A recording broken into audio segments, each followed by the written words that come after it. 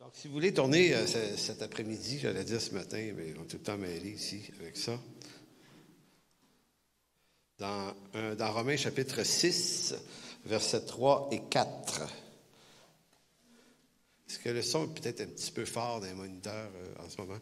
Bon, Romains 6, 3 et 4, c'est un texte qui parle du baptême. C'est, je pense, la première fois que l'apôtre Paul aborde la question du baptême dans sa lettre aux Romains. Et il n'en parle pas de façon très précise, c'est-à-dire qu'il n'évoque pas tout à fait la question du baptême d'eau. Parce que le baptême est l'expression d'un exercice qu'on fait dans nos églises. On baptise les gens quand ils sont à un moment donné de leur vie chrétienne, où ça se fait normalement au tout début, où ils peuvent professer, croire en Jésus-Christ. Donc c'est à travers ce processus qu'on organise baptême d'eau. D'ailleurs, il devrait avoir un baptême d'eau ici prochainement. Et puis, bref, donc ça tombe bien, hein, parce que c'est là où on est rendu dans la lettre aux Romains. Et on va voir que dans le texte qu'on lit, l'apôtre Paul n'évoque pas tout à fait l'idée du baptême d'eau, mais c'est implicite, c'est-à-dire que c'est sous-entendu, que c'est quand même de ça dont il s'agit. Et Paul, tout de suite, en commençant à parler du baptême, il parle davantage de ce qu'il représente que la méthode pour le faire. Parce qu'après ça, il y a des traditions puis il y a des méthodes à ça. Maintenant, au sens biblique du terme, et lisons le texte, Romains 6, 3, ignorez-vous, j'aurais pu pas m'attarder sur ce point-là, mais juste question de mettre un peu de contexte. C'est que l'apôtre Paul n'a jamais rencontré les chrétiens à qui il est en train d'adresser cette lettre. Il ne les avait jamais vus personnellement. Il connaissait quelques chrétiens à Rome, mais pas personnellement. Donc, quand il leur écrit une lettre, le « ignorez-vous », c'est pas qu'il est en train de les traiter d'ignorants. En fait, il y a d'autres traductions qui le rendent autrement. C'est un peu comme s'il voulait leur dire « vous êtes quand même pas dans l'ignorance que ».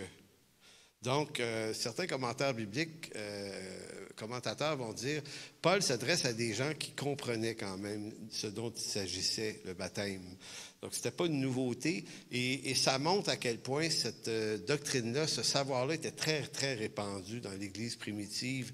Donc, nous, le baptême, bien qu'on s'appelle baptiste, on n'en parle pas tant que ça finalement, mais dans l'Église primitive, il faut comprendre que toute l'épopée biblique commence par le baptême de Jésus.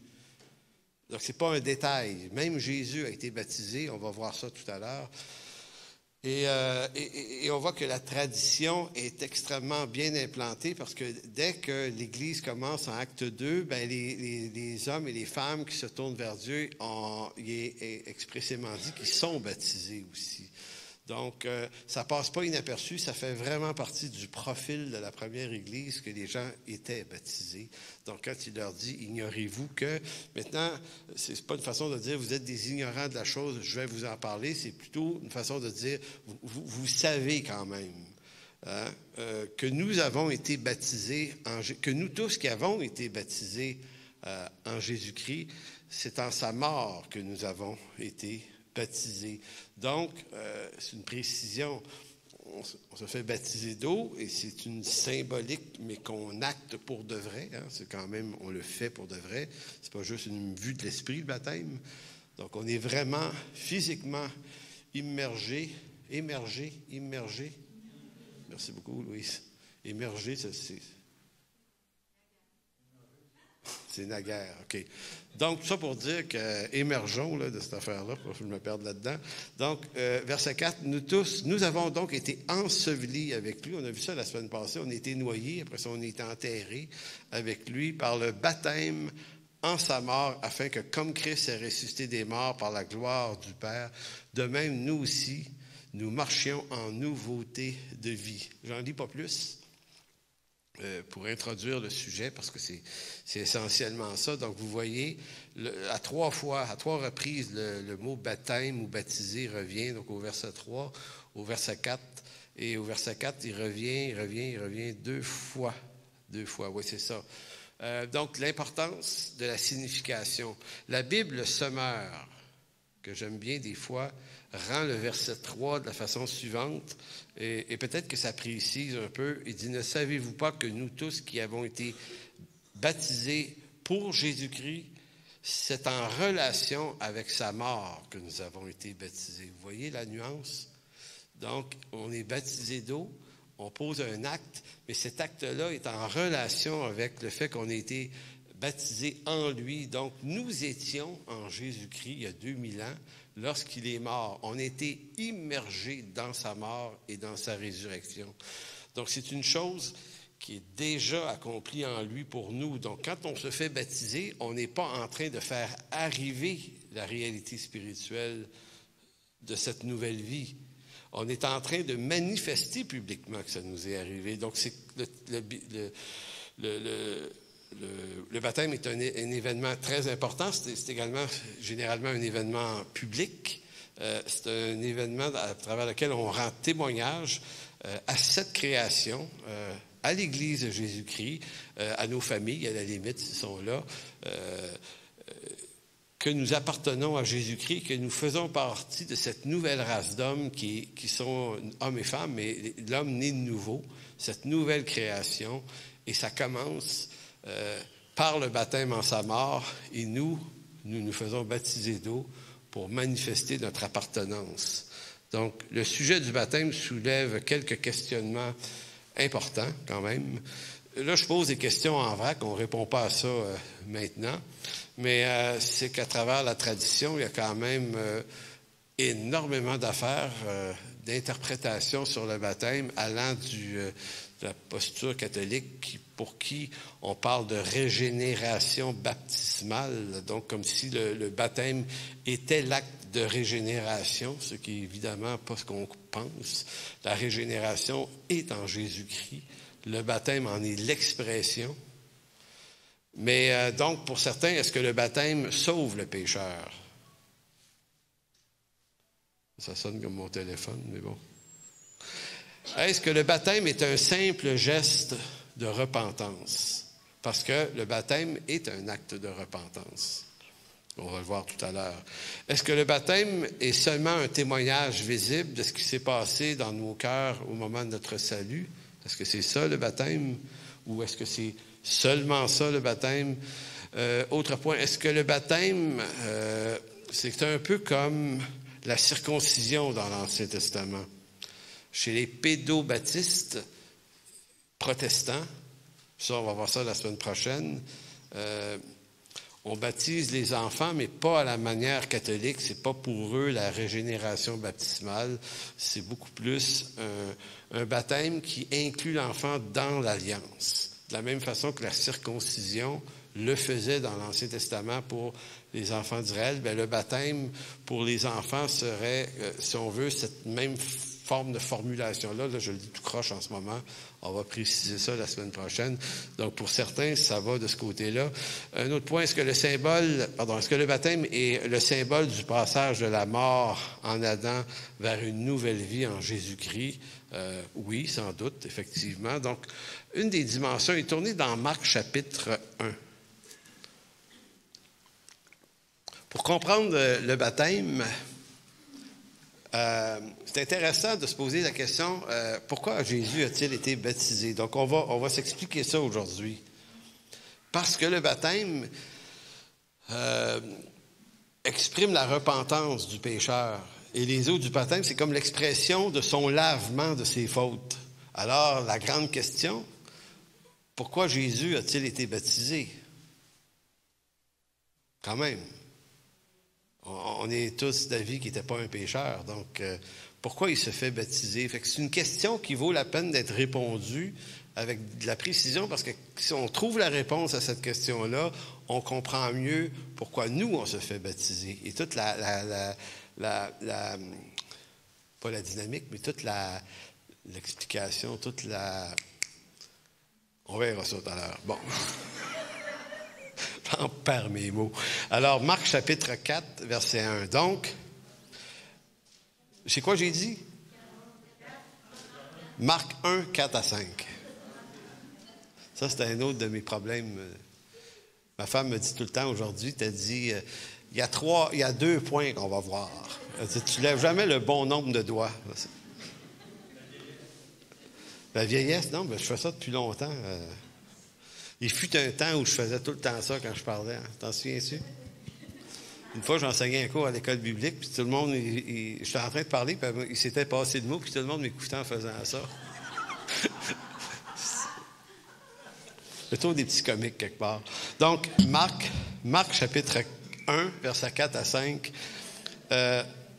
Écoutez bien, Jean le Baptiste, là, parut baptisant dans le désert et prêchant le baptême de repentance. Retenez ça, c'est le baptême de repentance.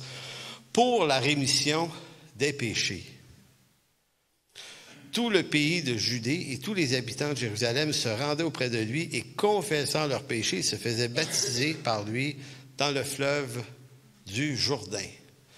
Donc, Marc prend le temps de bien expliquer que c'était un baptême de repentance pour la rémission des péchés. Il y a un petit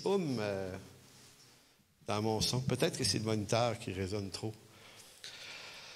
Donc, on comprend pourquoi Jean-Baptiste, à un moment donné, et là, tourné dans, attendez, je vais vous donner la bonne citation, dans Matthieu, chapitre 3, verset 13. Matthieu 3, 13.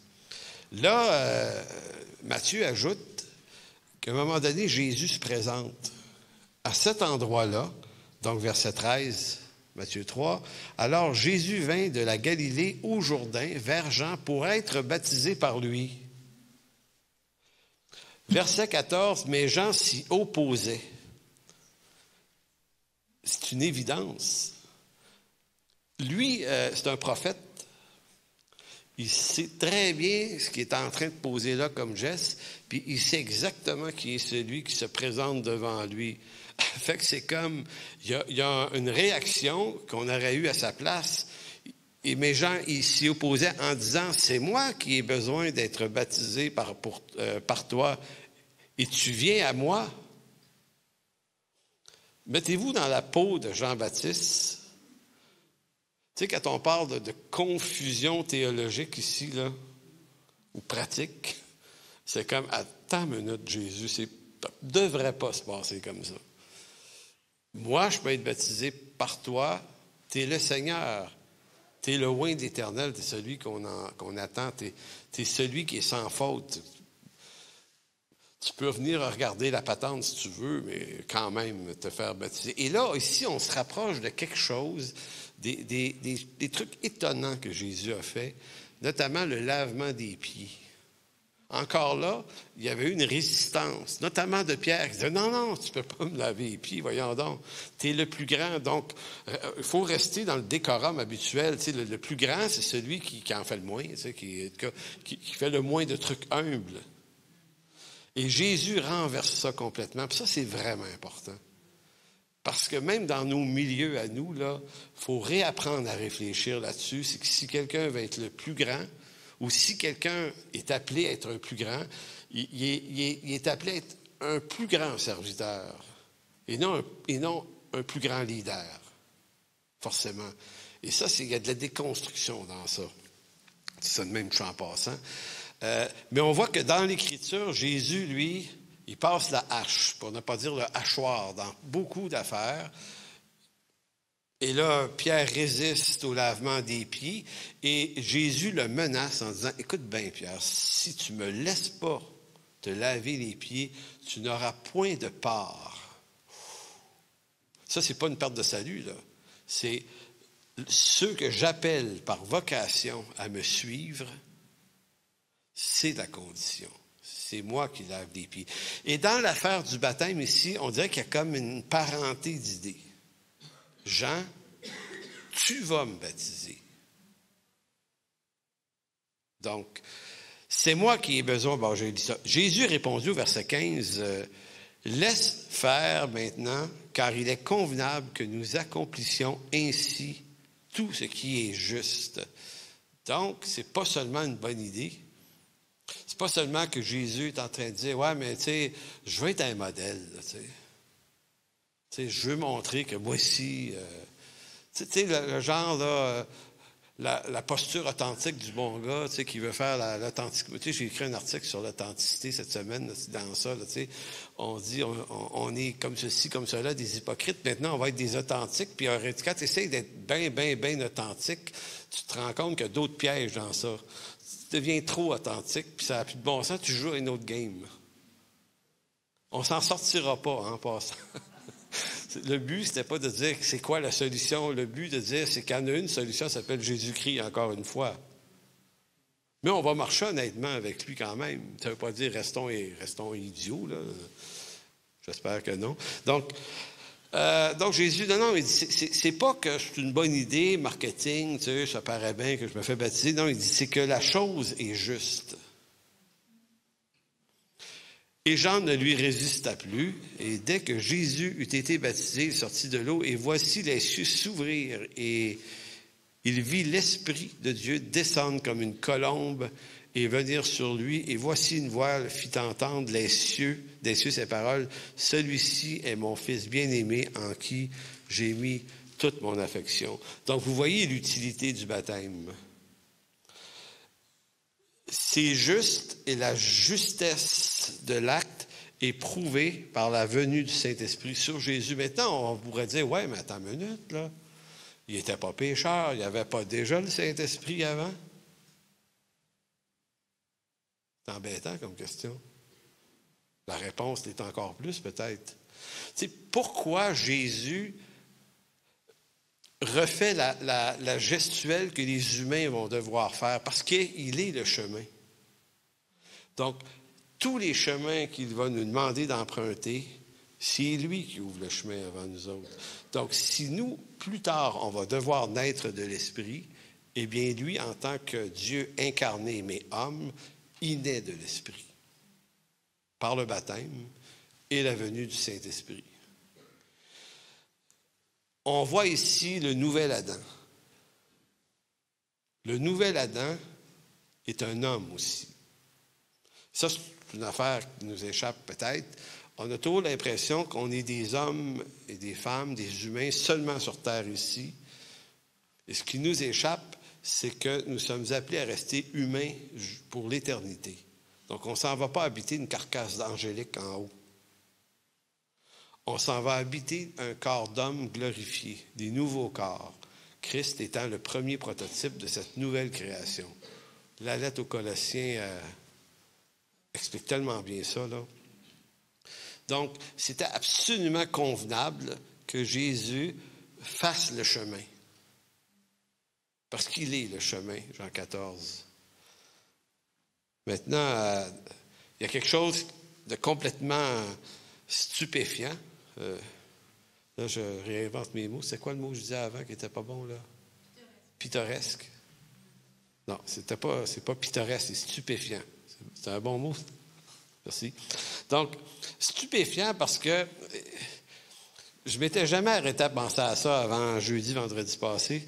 C'est qu'un simple homme, Jean-Baptiste, écoutez, c'était un bouffeur de miel puis de sauterelles, là, essentiellement, le gars, là. Habillé en peau de chameau. Tu sais, il n'y a pas d'élégance dans le gars trop, tu sais. Tu l'imagines, là, tu imagines le gars, les cheveux longs, pas trop propres, là. Tu sais, un gars qui vit dans le désert, là, ça ressemble à quoi, ça, mesdames, tu sais? Ça a-tu un peu de sex appeal, je sais pas. Tu sais, genre, tu sais, je le sens un peu grogneux, tu sais, le gars, tu sais, c'est comme, quand il parle, il est carré, il est sec. Produisez du fruit digne de la repentance, tu sais, puis c'est comme, OK, tu sais. Intense. Hey, savez-vous, d'ailleurs, j'ai déjà rencontré un gars sur la rue Sainte-Catherine l'année de mon salut. Ou l'année d'après, j'étais allé où il y avait un CLC, CLSC. En CLSC, c'est d'autres choses. Alors, j'étais allé, il y en a un sur Sainte-Catherine-Ouest, ma mémoire est bonne, puis j'avais été acheter des livres là, puis pas loin du CLC, j'ai rencontré un Jean-Baptiste, je vous jure. Il y en avait un au centre-ville. Je ne sais pas s'il y en a qui l'ont connu. J'arrive face à face avec le bébite. Ben, je dis bébite parce que c'était assez étonnant, là. Il était vraiment, le gars, là, il était dans son personnage de Jean-Baptiste, il était habillé en peau, là. Puis il avait un bâton, il barbe, et puis je vois le gars, tu sais, puis il criait sur la rue, puis il calait des repentances aux gens qui passaient. J'ai dit, OK, c'était intense. Tu sais, nous autres, on évangélisait le soir un peu plus loin avec des guitares, mais lui, c'était le kit. Et puis j'arrête, puis Puis là, je l'écoute, tu sais, puis je l'écoute crier, puis gueuler, puis produire du fruit digne de repentance. Puis à un moment donné, il arrête, je le regarde, et j'ai pas pu m'empêcher. J'ai peut-être péché cette fois-là, vous me direz. J'ai dit au gars, j'ai dit, pour moi, tu as vu, toi, le film de Franco Zeffirelli, Jésus de Nazareth, parce que c'est pas mal à ça qui ressemble Jean-Baptiste dans le film. Le gars, il a craché à terre. Il a failli me cracher dessus, mais je suis parti. Il était vraiment pas content. Fait que ça m'a confirmé qu'on avait vu le même film. C'est ça que j'ai pensé. Mais revenons à Jean, c'est plus intéressant ici. Jean, c'est l'homme, là, c'est cette espèce de monstre, mais spirituel. Là, un prophète, là, un gars là, allumé puis éclairé des lumières d'en haut, puis il est quelqu'un. Là. Mais ça reste que c'est un homme particulier. Et Jésus dit à un simple homme comme lui, tu vas baptiser Dieu. Celui qui a vu le Fils, Jean 14, a vu le Père. N'est-ce pas?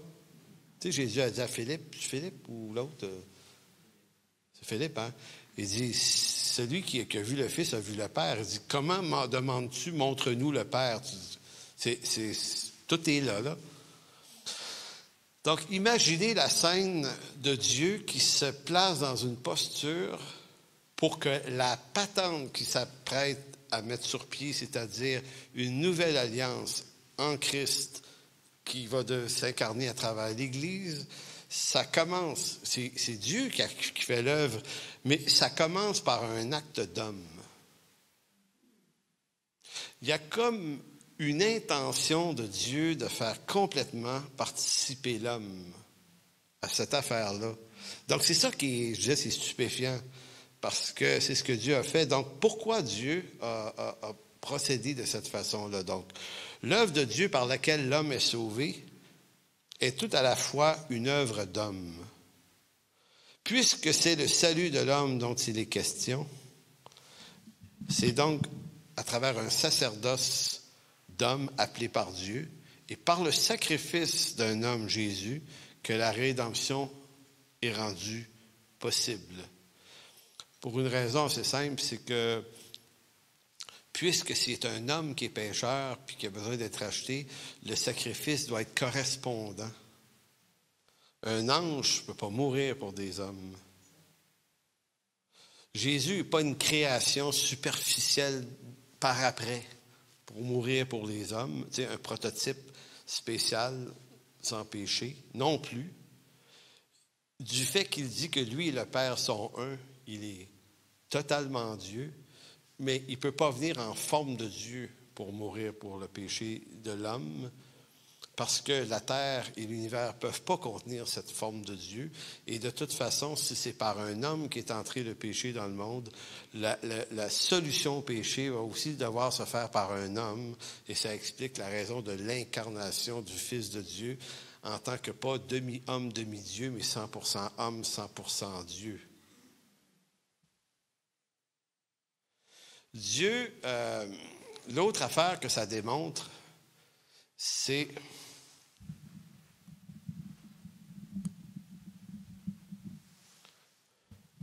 tout baisse aujourd'hui.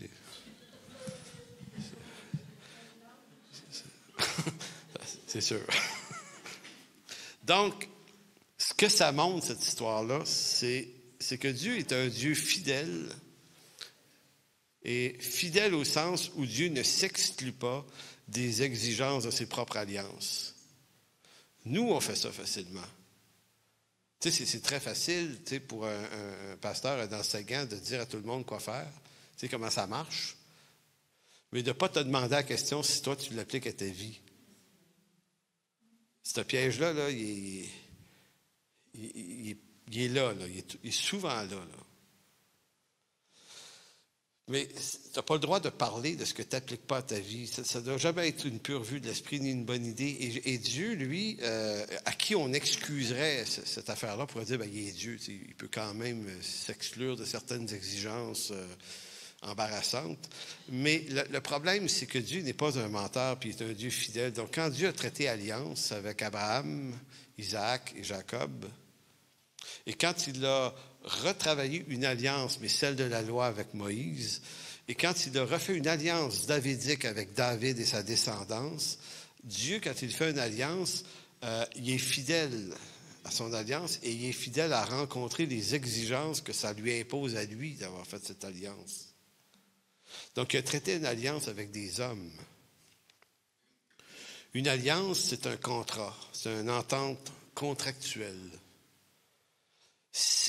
Donc, Dieu est à ce point fidèle aux alliances de sa propre parole qu'il respecte l'autorité des hommes avec qui il a contracté ces alliances et qu'il a placés dans des rôles précis. C'est fort. Dieu, dans sa souveraineté, a posé des hommes, il leur a donné des appels par vocation. Abraham, le père d'une nation, puis comme je vous disais, David, Moïse, il y a plein de personnages de même, et il leur a donné des rôles, et après ça, quand Dieu vient sur terre, en personne, il se soumet à l'autorité des rôles qu'il a donnés à ces gens-là. Donc, il ne se dit pas, ah non, moi, la circoncision, non, quand même, là, pour vous autres, c'est bien correct, mais moi, je suis pas besoin de ça. Baptême, non, pas besoin de ça. Non, donc, c'est intéressant parce que ce Dieu-là est fidèle à sa parole et il nous appelle aussi à être fidèles à nos engagements. C'est bien important, ça. Donc, Dieu est fidèle au rôle précis des alliances qu'il traite, notamment avec Abraham comme père de la promesse de cette alliance, avec Moïse comme prophète et législateur de l'alliance de la loi, David comme père de la descendance de celui dont parle la promesse, parce que de la descendance de David va naître le Messie. Donc, il se soumet à toute cette descendance-là. Et Jésus aussi se soumet donc au ministère de Jean-Baptiste, qui prépare le chemin du Messie. On va aller plus loin que ça dans l'exagération. Ça a moins rapport que le baptême, mais Dieu est soumis à ses décrets et se soumet aux hommes imparfaits qui sont appelés selon son dessein. Là où ça sonne le plus bizarre, c'est dans Jean 19, tournez pas là. Jean 19, 11, Jésus comparaît devant Pilate, et Pilate est une autorité. Tu sais, quand Romains 13, très, très important ce texte-là, d'être soumis aux autorités. Et certains vont dire, oui, mais c'est à condition que l'autorité soit ça coche avec Dieu, là, quand même, tu sais.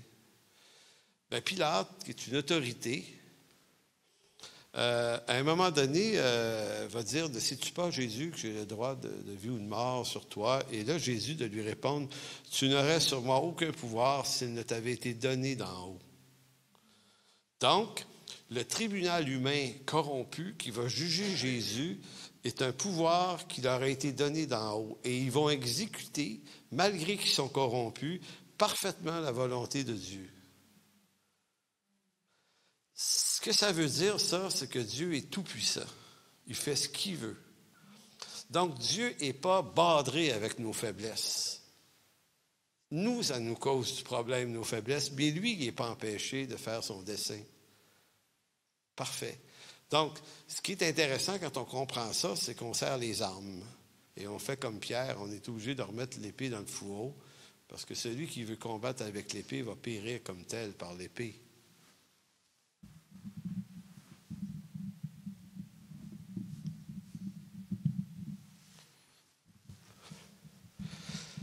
C'est intéressant quand même. Donc, au sujet de Jean-Baptiste, tournez dans Luc chapitre 7. Là, on va aller vers la raison. C'est encore en train de baisser, lui. Donc, on va aller se parler de la raison pour laquelle Jean-Baptiste a baptisé Jésus et pourquoi Jésus a demandé à Jean-Baptiste de le baptiser. Mais, donc, dans Luc 7, c'est une discussion plus tard qui arrive au sujet de Jean-Baptiste. Donc, verset 25, Luc 7. Jésus va dire, mais qu'êtes-vous allé voir au désert? Non, pardon. Mais qu'êtes-vous allé voir? Un homme vêtu d'habits précieux?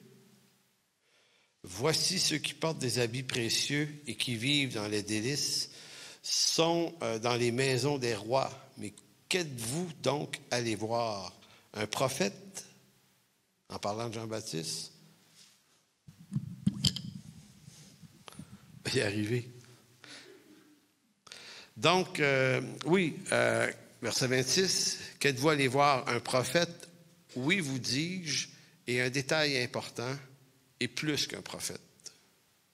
Donc, Jésus va qualifier Jean de quelqu'un qui, même s'il est un prophète, il est plus que ça. Pourquoi? Parce que de toute la création, il est le seul homme à qui il va être permis de poser un acte sur Dieu, le baptiser.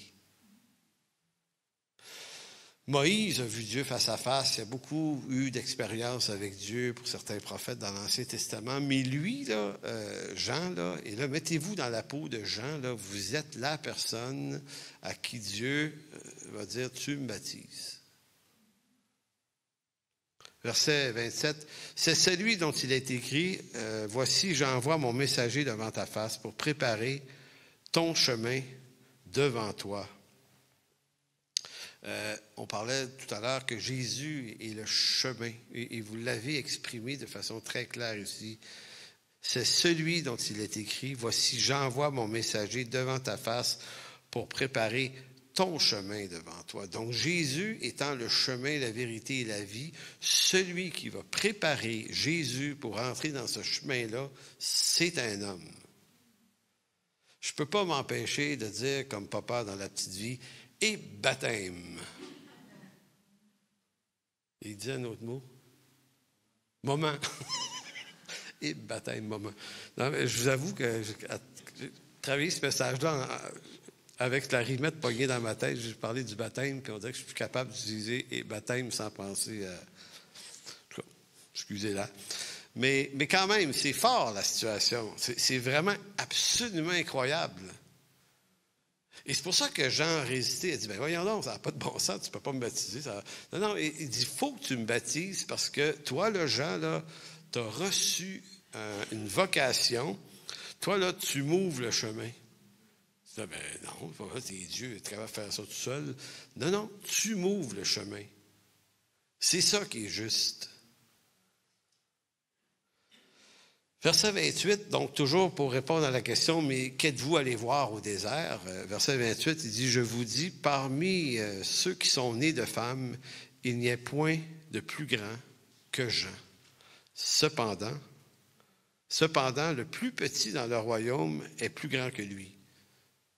Grosse affaire bizarre ici. Vous avez une espèce de distance de taille. Il dit, par rapport à ce qui est né de femme, il n'y en a pas de plus grand que lui sur la surface de l'histoire de la terre. Jean le Baptiste. Ça explique quoi? Il dit qu'il est plus qu'un prophète. Si on comprend la raison de son existence et pourquoi il est là, on se dit, OK, il y a juste un homme dans l'histoire qui a eu cette possibilité de baptiser Dieu en personne, Dieu fait chair. Mais en même temps, tu te dis, OK, ça peut-être, mais le plus petit du royaume, celle-là est un petit peu plus compliquée, hein?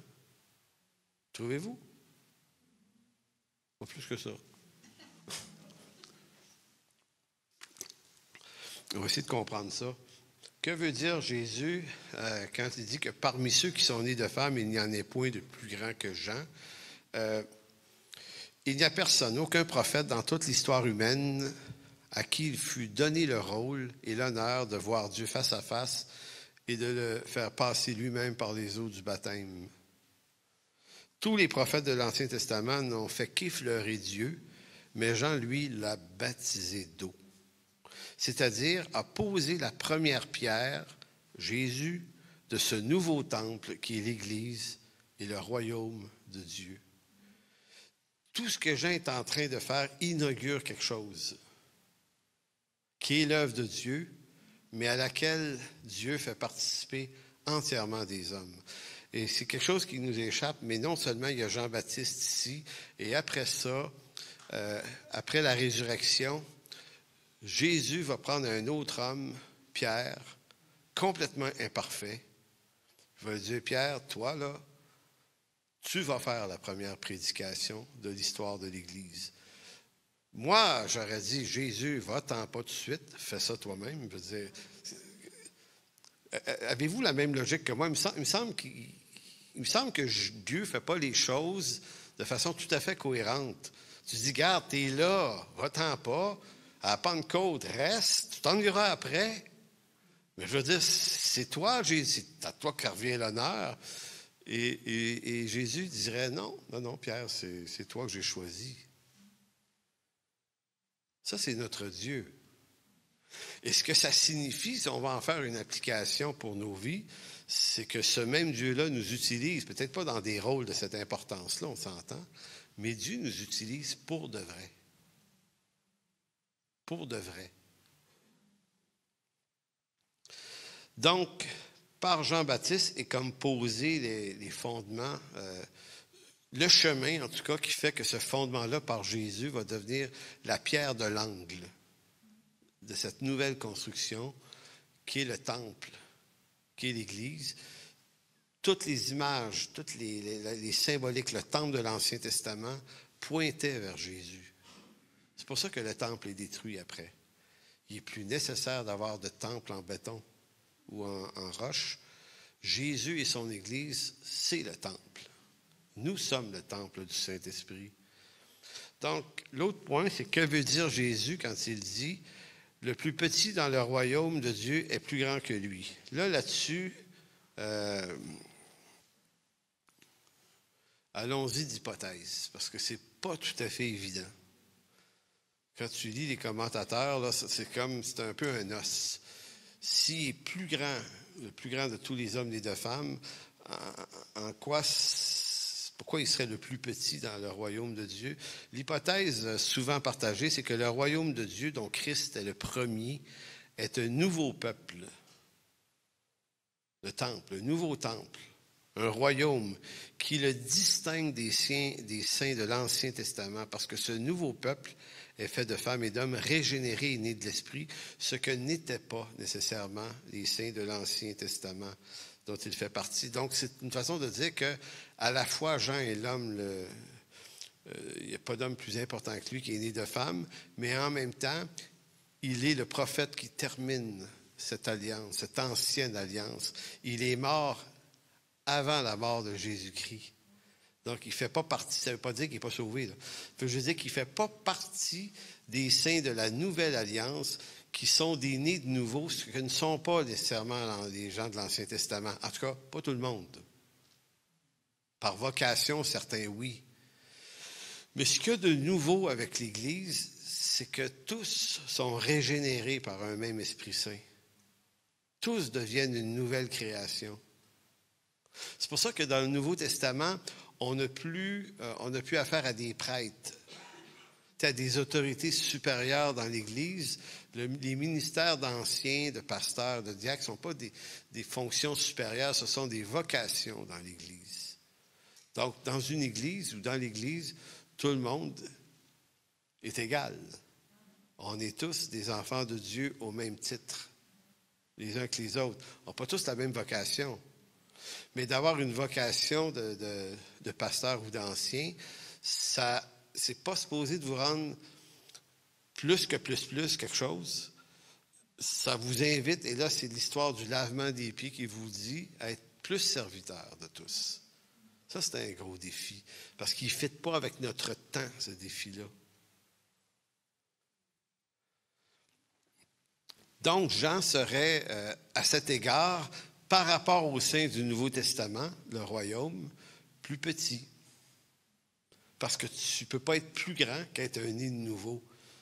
Je ferme la parenthèse ici en ajoutant seulement un détail, parce que si on rentrait dans essayer de comprendre ça, ça prendrait du temps.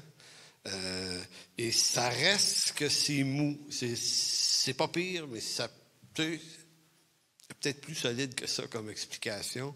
Mais néanmoins, le point, c'est que...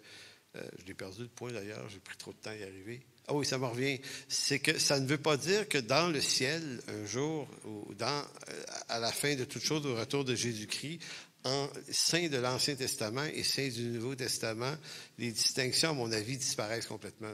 Dans ce contexte-là, ça n'a plus d'importance. Mais le royaume de Dieu dont il est question ici, c'est celui qui est inauguré sur terre. Donc, on est dans ce qu'on appelle la formule du déjà et du pas encore. Là, on est dans le déjà. Il est déjà là, le royaume, et là, on est le royaume de Dieu installé dans un temps linéaire sur terre, dans ce contexte-là. Donc, pourquoi Jésus se fait-il baptiser par Jean? On va voir 3 raisons et on va conclure. Et ça, c'est vraiment intéressant. Si Jésus n'avait jamais péché, pourquoi participe-t-il au baptême de repentance de Jean? De quel péché Jésus devait-il quand même se repentir? Donc, voyons 3 raisons à ça. 1. Le baptême de Jean n'exprime pas sa repentance à lui, car il n'est aucune trace de péché en lui. Mais, puisqu'il vient ici porter en son corps le péché des hommes, et qu'en cet instant, au moment où il va à la croix, il est abandonné, séparé de son Père, il s'associe parfaitement à l'homme pécheur. Souvenons-nous qu'à cause du péché d'Adam en Genèse 3, l'homme est séparé de Dieu. Et curieusement, Jésus va faire cette même affirmation. Pourquoi m'as-tu abandonné? Lorsque le péché est mis sur lui, les regards du Père se détournent de lui. Il devient un pécheur qui n'a jamais péché, lui, mais un porteur de péché. Donc, on peut dire que le baptême d'eau prend toute sa signification pour lui. Il se repent, il prend l'eau du baptême comme pour laver les souillures du monde entier, dans la symbolique de son baptême d'eau.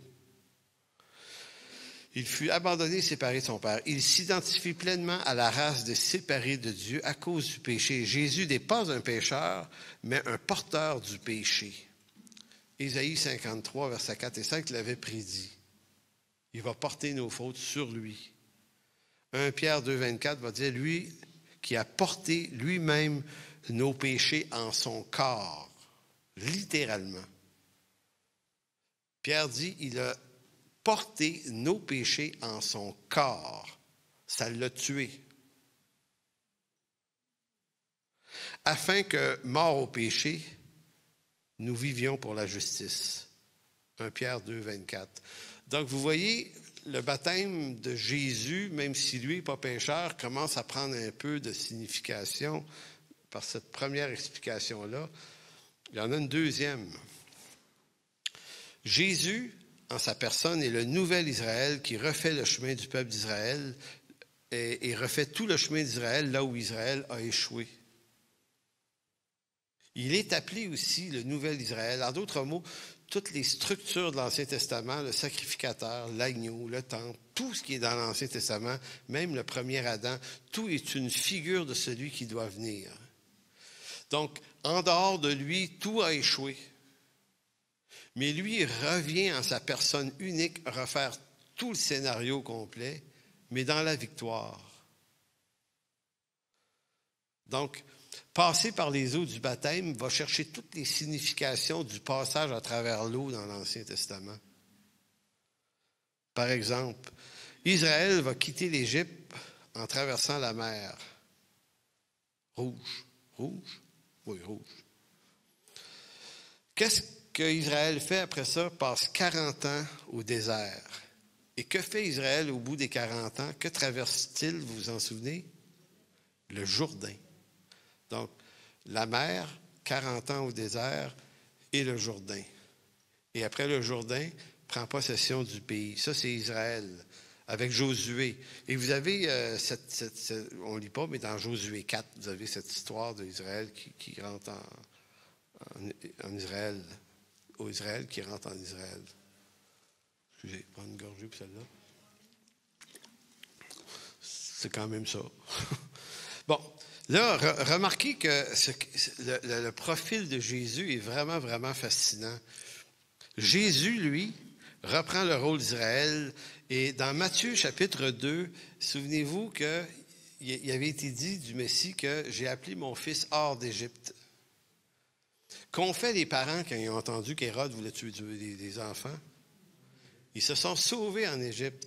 Donc, tu te dis, c'est bizarre, c'est bizarre. Tu sais, encore là, ça, c'est ma logique à moi. Je me dis, ouais, mais c'est Dieu, là. Je veux dire, Hérode, Dieu aurait pu le tranquilliser du haut des cieux, tu sais, en disant, regarde, envoie un éclair, tue-les. Il ne tuera pas les enfants. Mais ça ne marche pas comme ça. Dieu fait ce qu'il veut. Il y a un dessein éternel parfait, précis. Il faut que Jésus reproduise l'histoire d'Israël. Donc, il faut qu'il parte d'Égypte. Donc, c'est ce que Matthieu 2 nous dit. Il a quitté l'Égypte, il est entré en tant qu'enfant dans les terres d'Israël. Et que fait-il après ça? Il s'en va au Jourdain. C'est la façon que vous voyez, là, vous voyez la même séquence. Jésus quitte l'Égypte, Jésus passe le Jourdain par les eaux du baptême et il s'en va 40 jours au désert. Puis après ça, il commence son ministère. Vous avez les mêmes séquences. Jésus refait dans le succès et la réussite tout ce qu'Israël ne pouvait pas réussir avec succès. C'est pour ça que certains théologiens vont dire de Jésus, il est à lui seul le nouvel Israël. Il personnifie le nouvel Israël. Et tellement que si en Israël, il y avait 12 fils d'Israël, Jésus a choisi 12 apôtres. Il refait toute l'affaire. Il reconstruit la chose. Voilà pourquoi on dit de Jésus qu'il est en sa personne le nouvel Israël en l'Église, dans une nouvelle alliance en lui. Troisième raison pour le baptême de Jésus. Le baptême de Jésus symbolise le début d'une nouvelle espèce d'homme. Une nouvelle création habitée par des personnes qu'on va appeler des born again, des nés de nouveau. C'est dans Jean 3, mais c'est également dans Tite, chapitre 3, la régénération par le Saint-Esprit, qui est la même expression pour dire naître de nouveau, être régénéré, être remis dans une nouvelle genèse, régénéré à nouveau. Donc, de la même façon que dans l'Ancien Testament, on passait d'un état à un autre, toujours par les eaux. Les eaux symbolisaient un changement, littéralement. Puisque Jésus, en sa personne, vient inaugurer un changement, une nouvelle alliance, il va reprendre la même symbolique que partout dans l'Ancien Testament. Il va repasser à travers les eaux. Et cette symbolique-là est forte parce qu'elle vient dire, maintenant, on entre dans une nouvelle création à travers lui, mais qui commence dans l'imperfection de ce monde. Et la voix de Dieu qui se fait entendre au moment de son baptême, celui-ci en qui j'ai mis toute mon affection, écoutez-le. Et c'est redit également au mont de la Transfiguration. Vous connaissez l'histoire. Sur le mont de la Transfiguration, quand la lumière éclatante est apparue, la même phrase a été entendue. C'est celui-ci, mon fils, en qui j'ai mis toute mon affection. Écoutez-le. Puis écoutez-le de ce texte-là, pas de la configuration, mais de la quoi? Transfiguration. Je perds mes mots. Ce écoutez-le est un écho de Matthieu 18. Matthieu 18, où Moïse a fait cette prophétie en disant « Un autre va venir. Un autre prophète comme toi. » Puis dans Deutéronome 18, ça se termine en disant « Écoutez-le. » Donc, Moïse avait prophétisé ce personnage-là qu'il fallait absolument écouter. Et c'est drôle, la Bible est tellement tissée, serrée, il n'y a rien d'écrit au hasard là-dedans. Puis plus on s'y intéresse, plus on voit le filage, comment c'est branché d'une déclaration à une autre, qui a toujours un précédent dans l'Ancien Testament. Donc, c'est la raison pour laquelle Jésus, lui, dans sa personne, puisqu'il est l'inaugurateur d'une nouvelle alliance, donc d'un changement, va refaire comme Noé. Noé et le bateau, qui est une figure du baptême. Donc, on passe d'un ancien monde prédiluvien à un nouveau monde après le déluge. Gros changement. Et c'est fréquent dans l'Écriture que l'eau figure un changement. Et quand Israël entre du désert dans le pays de Canaan, il passe encore une fois par l'eau du Jourdain, à pied. Josué chapitre 4, encore une fois, changement. Donc, si Jésus inaugure un changement aussi important que celui de l'inauguration du royaume, eh bien, il doit passer comme vous, comme moi, par les eaux du baptême, qui en est l'acte premier. Maintenant, le baptême ne sauve pas, mais le baptême d'eau, quand on le pratique en termes de baptême d'eau, on est en train de confesser qu'on fait partie de cette nouvelle race d'hommes nés de nouveau en Jésus-Christ. Donc, à la manière de Noé, par les eaux du déluge, passe d'un ancien monde vers un nouveau monde. Dans Colossiens, Paul va dire, Colossiens 18, « Il est la tête du corps de l'Église, il est le commencement, le premier-né d'entre les morts, afin d'être en tout le premier. » Donc, on comprend mieux ce que Paul est en train de dire. Il est le commencement, le premier-né d'entre les morts. Donc, tout le plan, tout le chemin est le même. Vous savez, on veut tous... y en a-t-il qui aimerait ça changer? Oui, merci les gars. Les filles, ils ne veulent pas changer. C'est les gars, les braves. Vous savez, moi, j'ai passé ma vie à vouloir changer. C'est curieux. Peut-être que vous allez pouvoir vous identifier à ça. Quand j'étais jeune, j'ai jamais, moi, vraiment été malheureux dans ma vie en passant. Une vie correcte, cool, des amis, des bons parents. Puis, donc, mais j'ai toujours eu l'impression qu'il fallait que ça change. Fait que j'ai toujours été un insatisfait de ma condition. Puis j'ai toujours eu l'impression, en me projetant dans l'avenir, que plus tard, ça ne serait pas pareil. Fait qu'à l'âge de 14 ans, j'ai commencé à triper sur la musique. Et puis, et ce qui m'a allumé à la musique, c'est Dark Side of the Moon du groupe Pink Floyd. Ça a allumé pas mal de monde, je pense. À l'époque, là, tu écoutais ça, là, fou, c'était... Bon, bref, c'est pas ça qui est important. Mais moi, quand j'ai entendu ça, je disais, moi, je veux faire de la musique dans la vie, tu sais. Je veux faire ça, moi, de la musique. C'est trop cool de faire de la musique. Fait que je pars avec mon père. Mon père n'avait pas d'auto à Montréal. Fait qu'on s'en va au Keyboard Shop, c'est la rue Sherbrooke, c'était. Keyboard Shop, c'était flasher des claviers dans ce temps-là, c'était vraiment la place. Là où Steve Music, mais moi, je suis allé au Keyboard Shop, et puis, je suis allé m'acheter mon premier piano. Piano électrique, c'était gros de même, là. Je payais ça 200-300$, et puis, on se retourne à la maison chez nous, puis pendant tout le long que j'amène ce piano-là, les musiciens vont s'identifier avec ça. T'as tellement hâte, tu dis, ça va changer ma vie, cette affaire-là, ça. Tu sais, c'est comme... Et là, j'arrive chez nous, installe le piano, le branche dans un ampli, puis je ne savais pas jouer. Bon, c'est un détail, là, mais bon... si tu veux que ça change, il va falloir aller prendre des cours. Fait que je suis allé prendre des cours de piano pendant 18 mois à peu près, pas plus, puis appris un peu, tu sais, puis ça m'a beaucoup aidé. Et là, je joue du piano, tu sais, puis... mais mon petit piano à 300$, à un moment donné, tu le regardes, puis là... ah! Fait que là, je dis à mon père, j'ai dit, je sais c'est quoi mon problème, c'est que c'est pas un vrai piano. Si j'avais un vrai piano, fait que mon père me dit, ouais, un vrai piano. Fait que achète un vrai piano, paye ça 900$ chez La Rose, un magasin qui s'appelait La Rose. Ils viennent me livrer le piano. Là, le piano rentre. Installe ça dans ma chambre. Parce que mon frère était parti, j'avais de la place installée. Non, mais on était 3 dans la même chambre. Hein. On était coincés un peu, mais les 2 plus vieux sont partis. Fait que j'avais toute la spot à moi tout seul. Fait que j'installe ce piano-là, puis là, je me dis, maintenant, je peux être heureux. Fait que je joue là-dessus. Puis je joue là-dessus. Puis au bout d'un certain temps, c'est juste un piano, finalement.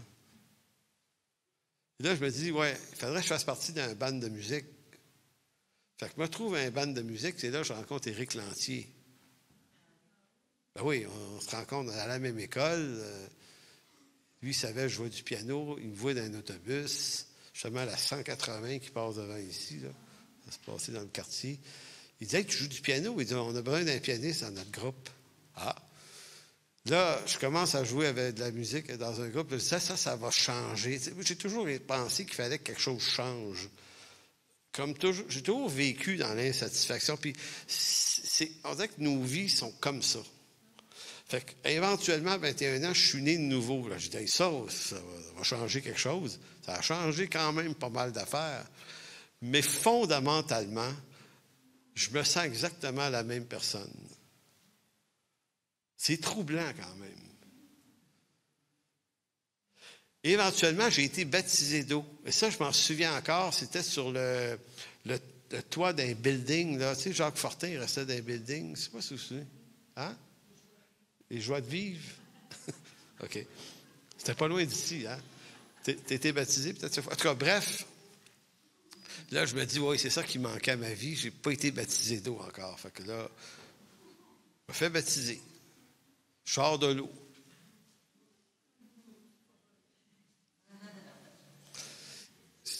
Juste content d'avoir fait comme tous les autres. Je dis, OK, ça n'a rien changé finalement. Ben, je suis exactement le même homme. Et là, 1988, 4-5 ans plus tard, je deviens pasteur. Je dis, ah, ça doit être ça, l'onction pastorale. Ça va faire de toi un nouvel homme, ça. Fait qu'on m'impose les mains. Amen, amen. À rien. Ça n'a rien changé. Et savez-vous quand est-ce que c'est terminé mon fantasme de vouloir absolument changer? Parce qu'on va changer, il nous l'a promis. Hein? Les eaux du baptême, c'est la figure d'un changement, mais c'est quand le Seigneur va revenir qu'on va vivre le méchant changement, comme disait l'émission. Sauf qu'à 88, deviens pasteur, rien ne change. Sinon, je suis juste pasteur, ils mettent mon nom devant. Et curieusement, je pogne avec les filles là, dans l'église. C'est pas une joke. Devenu pasteur, il y a plein de filles qui s'intéressaient à moi. Je dis, ah! Mais ceux-là ne m'intéressaient pas. Celles qui m'intéressaient ne s'intéressaient pas à moi à l'époque. Aujourd'hui, ça va mieux. Mais c'est une joke, évidemment. Mais ça, c'est en 88. En 89, il y a quelqu'un qui m'a payé un voyage en Israël. M. Tremblay, il y a un voyage qui s'organise en Israël, puis il me dit, je te paye le voyage si tu veux venir. Je dis, pas OK, hey, en Israël, écoute, un bras, elle est là. Fait que je m'en vais en Israël, et puis à un moment donné, je me dis, s'il y a une place qui devrait changer quelque chose dans ma vie, c'est marcher sur les terres du Christ. Fait que, écoutez, vraiment, là, ça se passe, c'est vraiment pas exagéré, c'est de même que ça se passait dans ma tête. Fait que on atterrit à Tel Aviv, sort, embarque dans un autobus climatisé, et là, je suis là. Là, je regarde par la vitre. Tu sais, les premières fois que tu vas en Israël, tu regardes partout. Là, tu te dis, hey, je suis là où ça s'est passé. Il y a eu des prophètes ici. Puis là, on va aller voir des places qu'Abraham a marché, puis des affaires de même. Tu te dis, hey, si ça ne change pas ta vie, ton cœur est dur, là, solide. Là, toi, et là, on commence à visiter des places, puis une place, puis une autre, puis l'autre, puis lui, puis on va là. Puis, écoutez, au bout d'une semaine, je ne suis plus capable. Il ne se passe rien. Fait qu'on rentre d'une place où un prophète quelconque est venu ici, puis tu rentres là, puis c'est OK, c'est ici. Zéro vibration. À un moment donné, on est sur une route là où il y a le tombeau de Rachel à Bethléem, là. Il y avait des militaires, là, puis le puits de Jack. En tout cas, bref, c'était une place, là, tu sais, puis débarque là, puis...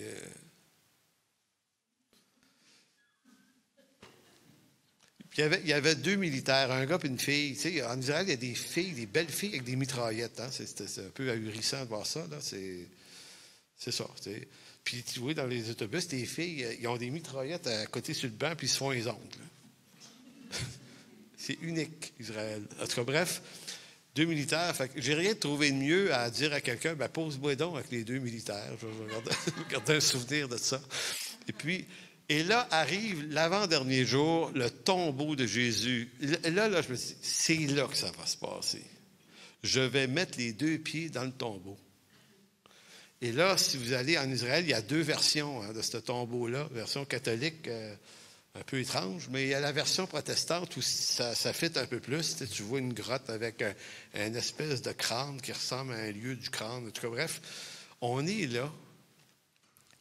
Il y a du monde qui attend en file pour aller voir rentrer dans le tombeau. Fait que je me mets dans le fil, puis j'attends, puis je dis, ça va se passer. Hey, tu peux pas aller à la place où Jésus est enseveli puis rien vivre, là. Ben, croyez-le ou pas. Je suis rentré dans cette place-là. À rien passé. À rien. En fait, il s'est passé quelque chose. Ça m'a... Plus que ça. C'est comme je suis devenu vraiment down parce que je l'ai pris ça contre moi-même. En disant, ben, Seigneur, tu m'oublies. Je n'existe pas pour toi, peut-être. Puis j'étais vraiment un peu en train de... Fait que je sors de là, parce que tu n'as pas le droit de rester trop longtemps, tu n'étais pas tout seul. Et là, je m'en vais m'asseoir, il y avait des bancs dans le jardin, puis je m'en vais m'asseoir tout seul avec ma Bible pour réfléchir, prier, dire, regarde, Seigneur, écoute bien. Moi, je suis venu ici parce que, tu sais, je veux que ma vie change, puis je veux qu'il se passe de quoi, mais ça reste un peu tout le temps pareil. Je trouve ça pas mal plate. C'est quoi l'affaire, là? Et là, croyez-le ou pas, je lève les yeux, puis au-dessus du tombeau, il y avait une plaquette de bois écrite en quelques langues. Et il était écrit là-dessus, « Il n'est plus ici, il est ressuscité. » Cette phrase-là m'a délivré de ma quête de changement. J'ai comme compris qu'il n'était plus là. Il n'est juste pas là. Fait que s'il n'est pas là, il ne risque pas de se passer grand-chose. Bien que le voyage était super intéressant, c'est rien passé de plus. Maintenant, pourquoi je vous dis ça en terminant? C'est parce que on en a tous des attentes dans cette vie, pour nos vies, pour toutes sortes d'affaires. Puis peut-être que ça ne marche pas comme on veut, mais on doit quand même rester attaché à une promesse qui est certaine. C'est qu'un jour, ça va changer. Le Seigneur revient bientôt. Puis il nous l'a promis, puis il n'est pas un menteur. Puis il vient nous chercher et on va rentrer dans le changement ce jour-là. On va changer de corps, littéralement. On va recevoir un corps glorifié, un corps sans péché, un corps sans les lourdeurs. Ce fameux texte d'Apocalypse 21, ce lieu où il n'y a ni pleurs, il n'y a plus d'angoisse, il n'y a plus rien de ça. Et c'est ça qu'on va vivre. Donc, en conclusion, je vous lis le psaume 103, versets 8 à 12. Le baptême ne rend pas plus manifeste le pardon de nos péchés en apparence, mais témoigne de l'œuvre de Dieu dans nos vies par laquelle nos péchés sont pardonnés. Donc, quand on prend les eaux du baptême, on est en train de témoigner qu'on fait partie de cette nouvelle sorte de famille et qu'on participe à la promesse du psaume 103, versets 8 à 12, qui dit « L'Éternel est miséricordieux, compatissant, lent à la colère et riche en bonté. Il ne conteste pas sans cesse, il ne garde pas sa colère à toujours. Il ne nous traite pas selon nos péchés, il ne nous punit pas selon nos iniquités, mais autant les cieux sont élevés au-dessus de la terre, autant sa bonté est grande pour ceux qui le craignent, autant l'Orient est éloigné de l'Occident, autant il éloigne de nous nos transgressions. » C'est une magnifique promesse. Alors, merci Seigneur, mon Dieu, merci pour ta bonté, ta fidélité. Et Seigneur, la bonne nouvelle dans tout ça, c'est que le baptême, c'est pas l'acte qui efface nos péchés, mais c'est l'acte qu'on pose parce qu'on croit que nos péchés ont été pardonnés et effacés par ton sacrifice. Et ça, c'est ton œuvre à toi, Seigneur. Merci, Seigneur, de bénir. Merci pour tout ce que tu fais en abondance dans nos vies. Merci pour l'instruction. Merci pour ta parole. Merci pour ton Église. Merci pour ton œuvre. Merci pour tous ces hommes, ces héros, Jean-Baptiste et les autres, qui ont été utilisés par toi, Seigneur. Et merci également que tu nous rends participants à ton œuvre, Seigneur, en nous utilisant. Tu nous utilises pour de vrai, Seigneur. Ça, c'est stupéfiant. Merci, mon Dieu. Amen.